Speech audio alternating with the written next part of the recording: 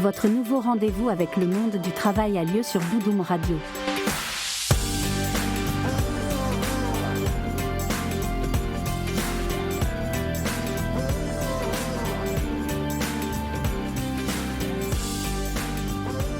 Comment l'intelligence artificielle transforme-t-elle nos métiers et bouleverse le monde du travail ?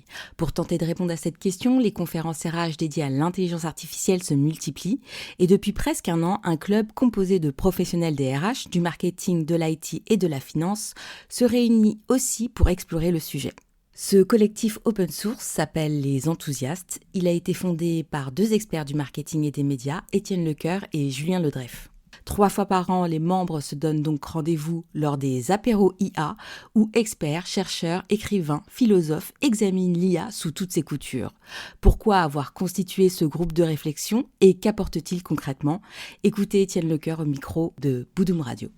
On se définit comme un club de réflexion et un bureau de tendance qui explore donc l'impact de l'IA sur 4 verticales métiers, dont effectivement les ressources humaines, mais aussi le marketing, l'IT et la finance. Pourquoi explorer les impacts de l'IA ? C'était, je pense, une certaine forme d'intuition au début qu'on a eue du fait de notre passé professionnel respectif dans l'univers des médias où on a vu pendant 20 ans pas mal de chamboulements. On peut revenir à 2007, l'Internet mobile, l'iPhone. Déjà, ça perturbe pas mal. Ensuite, on a le Web 2.0, donc toutes les plateformes sociales, les réseaux sociaux, où chaque utilisateur devient un média. Là encore, énormément de chamboulements, notamment sur les métiers du marketing. Puis on a une vague plus récente avec toutes les technologies de réalité augmentée, de réalité virtuelle, où là, ce sont des technologies qui ont été injectées dans des processus industriels, où on pouvait prévisualiser, on pouvait faire des jumeaux numériques. Donc la technologie a toujours impacté les métiers. En tout cas, depuis ces 20 dernières années, on voit une vraie accélération. Et quand on s'est retrouvé autour de la table avec Julien, on s'est dit que certainement les communautés que l'on avait l'habitude d'animer, donc marketing, IT, finance et RH, certainement avaient un intérêt à observer l'IA et parfois des craintes, parfois de l'enthousiasme. Et on s'est dit que ce serait intéressant de sonder, d'explorer ça collégialement, collectivement. Et donc c'est de l'intuition de cela qu'est né Les Enthousiastes. Si les membres du club se pressent aux apéros IA, c'est notamment pour la qualité des intervenants. On voit qu'il y a un intérêt qui est grandissant, que les membres qui viennent d'horizons très différents, d'industries très différentes, sont tous des responsables, souvent, comme on les appelle des C-level, donc ils sont au bord d'entreprises du CAC 40 ou de TI, viennent ici. Ils viennent ici pourquoi ? Ils viennent ici pour écouter des témoignages.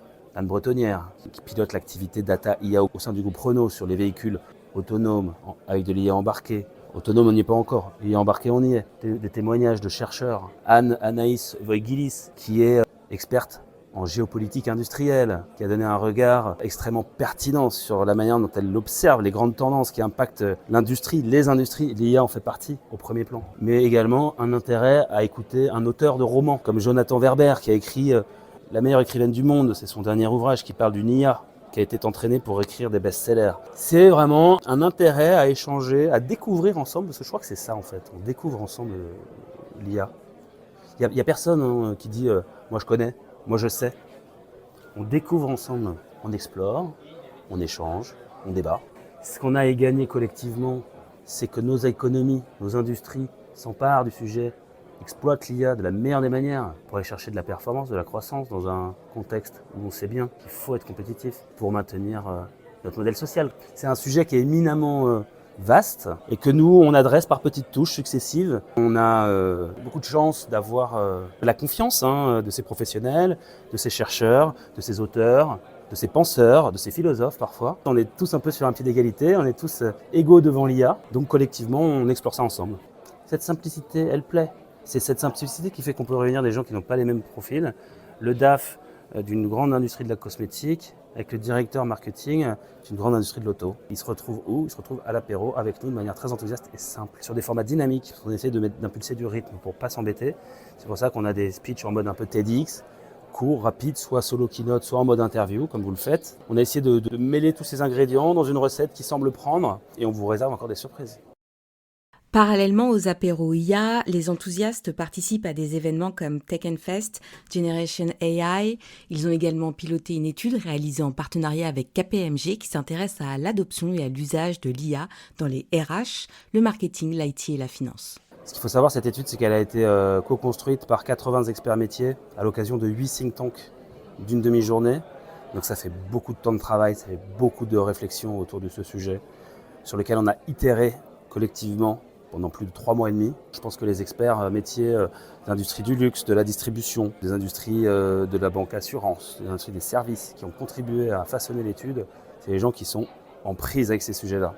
Grâce à notre partenaire Earlycom, nous allons pouvoir la rendre accessible au plus grand nombre, gratuitement, de sorte à ce que on soit dans cette logique de démocratisation, de démystification de l'IA. C'est la première qui adresse ce sujet par les 4 prismes fonctions et donc qui comporte un volet transversal important sur des sujets qui concernent en fait tous les métiers, comme la consommation énergétique de l'IA, comme les sujets d'éthique et les biais cognitifs, comme les sujets de gouvernance de l'IA. Qui est honneur du sujet dans l'entreprise? Est-ce que c'est le Chief AI Officer? Est-ce que c'est le Chief Data Officer? Est-ce que c'est le DAF? L'étude Trends of AI a été dévoilée le 3 décembre dernier.